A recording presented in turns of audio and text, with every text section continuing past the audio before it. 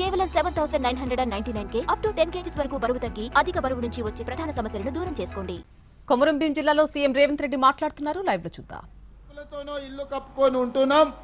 మా గూడాలల్లా మా పేదలకు పక్కా ఇండ్లు ఇవ్వండి అని పటేండు నా దృష్టికి తీసుకొచ్చి ఎంబడే గృహ నిర్మాణ శాఖ అధికారులను పిలిపించి ఐటీడీఏ ప్రాంతాలలో గూడాలలో లంబాడి తాండాలలో ఎన్ని ఇండ్లైనా సరే ఆ పేద వాళ్ళకు అదనంగా ఇండ్లు ఇవ్వండి అని మరొక 21,000 ఇండ్లను ఈ ప్రాంతంలో ఉండే గూడాలలో ఉండే పేదలకు ఆనాడు ఇండ్ల మంజూరు అదనంగా చేసి మా ఇన్ఛార్జ్ మంత్రులకు నేను చెప్పడం జరిగింది.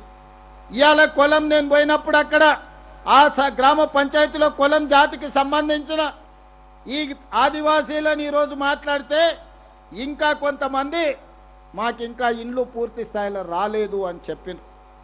నేను ఈ వేదిక మీద నుంచి మా గృహ నిర్మాణ శాఖ మంత్రి గారికి సంబంధిత అధికారులకు నేను ఆదేశాలు ఇస్తున్నా. ఈ తెలంగాణ రాష్ట్రంలో తండాలలో గూడాలలో ఉండే ఆదివాసీ బిడ్డలకు 100% ఇందిరమ్మ ఇండ్లు ఇవ్వాలి.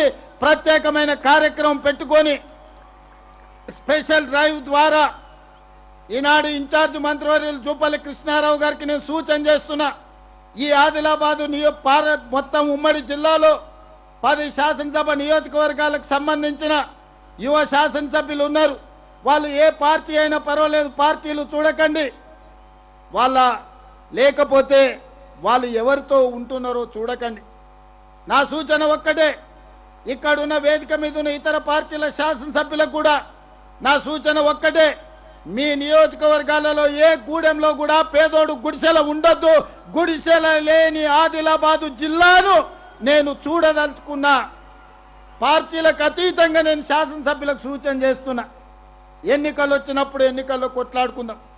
ఎవరిని గెలిపిస్తారో ఎవరిని ఓడిస్తారో ప్రజలే న్యాయ నిర్ణేతలుగా నిర్ణయం తీసుకుంటారు.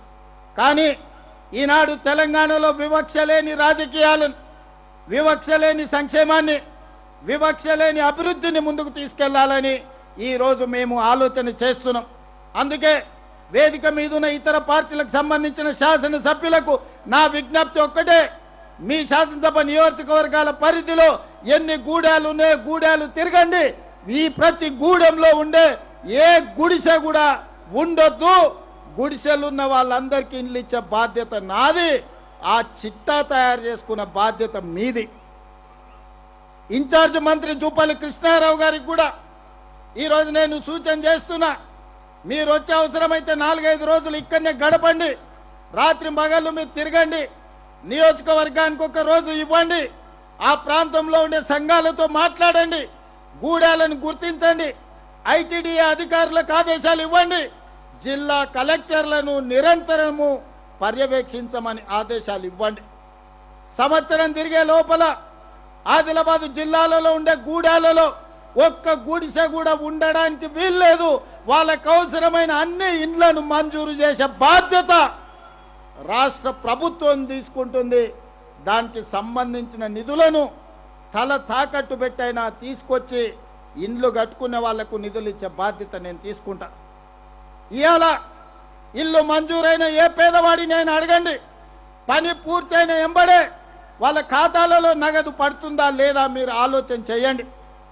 ఇవాళ 1,20,000 ఇండ్లు పూర్తయినాయంటే 99% ఇండ్లు పూర్తి చేసుకున్న వాళ్ళ ఖాతాలలో 100% నగదు వాళ్ళ ఖాతాలలో బదిలీ అయ్యింది.